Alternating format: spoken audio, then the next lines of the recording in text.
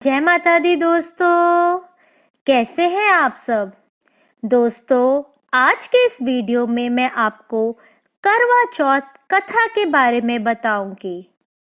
कथा शुरू करने से पहले बस इतना ही कहूंगी कि अगर आपने मेरे चैनल को अभी तक सब्सक्राइब नहीं किया तो कृपया कर लीजिए और पास बने हुए बेल आइकन को भी प्रेस कर दीजिए ताकि आपको मेरे आने वाले न्यू वीडियो का नोटिफिकेशन मिल सके। तो चलिए आज का वीडियो शुरू करें। बहुत समय पहले की बात है। एक साहूकार के 7 बेटे और उनकी एक बहन करवा थी। सभी सातों भाई अपनी बहन से बहुत प्यार करते थे, यहाँ तक कि वह पहले उसे खाना खिलाते और बाद में स्वयं खाते थे। एक बार उनकी बहन ससुराल से मायके आई हुई थी। शाम को भाई जब अपना व्यापार बंद कर घर आए तो देखा उनकी बहन बहुत व्याकुल थी। सभी भाई खाना खाने बैठे और अपनी बहन से भी खाने का आग्रह करने लगे, लेकिन बहन ने बताया कि आज उसका करवा चौथ का निर्जल व्रत है और वह खाना सिर्फ चंद्रमा को देखकर उसे अर्घ देकर ही खा सकती है। चूंकि चंद्रमा अभी तक नहीं निकला है, इसलिए वह भूख प्यास से व्याकुल हो उठी है। सबसे छोटे भाई को अपनी बहन की हालत देखी नहीं जाती और वह दूर पीपल के पेड़ पर एक दीपक जलाकर चलनी की ओट में रख देता है।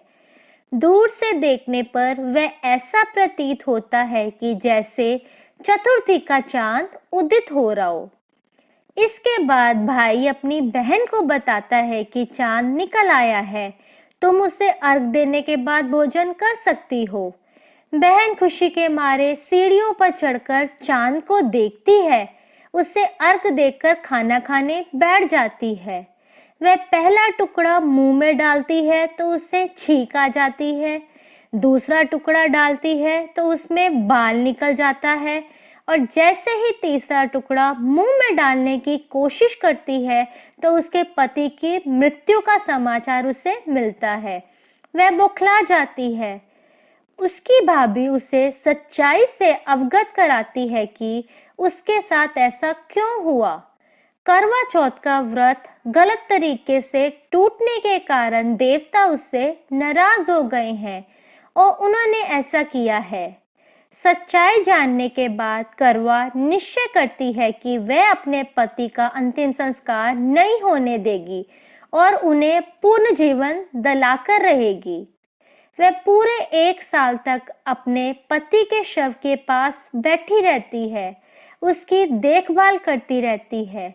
उसके ऊपर उगने वाली सुईनुमा घास को वह एकत्रित करती रहती है। 1 साल बाद फिर करवा चौथ का दिन आता है। उसकी सभी भाभियां करवा चौथ का व्रत रखती हैं। जब भाभियां उससे आशीर्वाद लेने आती हैं तो वह प्रत्येक भाभी से यम सुई ले लो, पीर सुई दे दो, मुझे भी अपनी जैसी सुहागिन बना दो, ऐसा आग्रह करती है। लेकिन हर बार भाभी उसे अगली भाभी से आग्रह करने का कह चली जाती है। इस प्रकार जब छठे नंबर की भाभी आती है तो करवा उससे भी यही बात दोहराती है।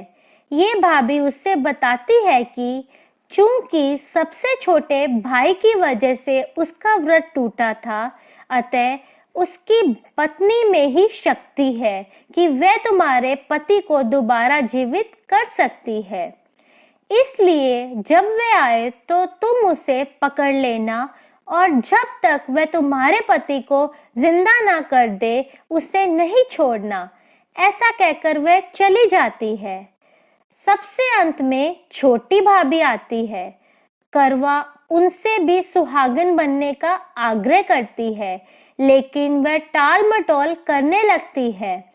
इसे देख करवा उन्हें जोर से पकड़ लेती है और अपने सुहाग को जिंदा करने के लिए कहती है।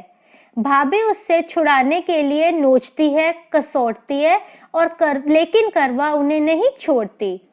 अंत में उसकी तपस्या को देख भाभी पसीज जाती है और अपनी छोटी उंगली को चीरकर उसमें से अमृत उसके पति के मुंह में डाल देती है। करवा का पति तुरंत श्री गणेश कहता हुआ उठ बैठता है। इस प्रकार प्रभु कृपा से उसकी छोटी भाभी के माध्यम से करवा को अपना सुहाग वापस मिल जाता है। हे श्री गणेश, माँ गौरी, जिस प्रकार करवा को चिर सुहागन का वरदान आपसे मिला है, वैसे ही सब सुहागन को मिले। धन्यवाद।